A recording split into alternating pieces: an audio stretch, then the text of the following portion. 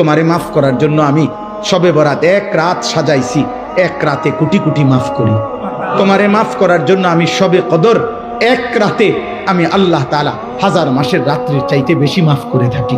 তোমারে আমি আল্লাহ মাফ করার জন্য এত বড় শ্রেষ্ঠতম রমজান মাস দিয়েছি, যার মিনিট মিনিট সেকেন্ড সেকেন্ড হীরা মণি মুক্তা মানিকের মতো আমি আল্লাহ সেজদা দিবা একটা, আমার ফেরেশতা লিখবে 70টা। আমি আল্লাহ রহমত দিয়া সাজাইছি, মাগফিরাত দিয়া সাজাইছি, জাহান্নাম থেকে নাজাত দিয়া সাজাইছি। আমি আল্লাহ বৃহস্পতিবার দিবাগত রাতে গুনাহ মাফ করে থাকি। প্রত্যেক দিন তাহাজ্জুদ নামাজের ওয়াক্তে গভীর রাতে কোটি কোটি বান্দা আমি মাফ করি। তাহলে মাফ করার জন্য প্রতিদিন রাত্রে ঠিক করছি, বৃহস্পতিবার রাত্রে ঠিক করছি, শবে বরাত ঠিক করছি, শবে কদর ঠিক করছি, পুরাটা রমজান ঠিক করছি।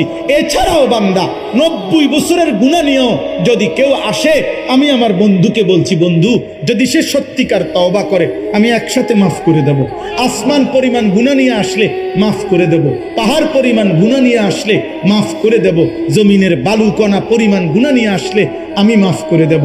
তুমি এরপরে বলো, বান্দা আমি যদি তোমাকে জান্নাত দিতে চাইছি বলে কতভাবে আয়োজন করলাম, আমি আর কি বললে, আর কত সুযোগ দিলে তুমি জাহান্নাম থেকে মুক্তি পাইবা।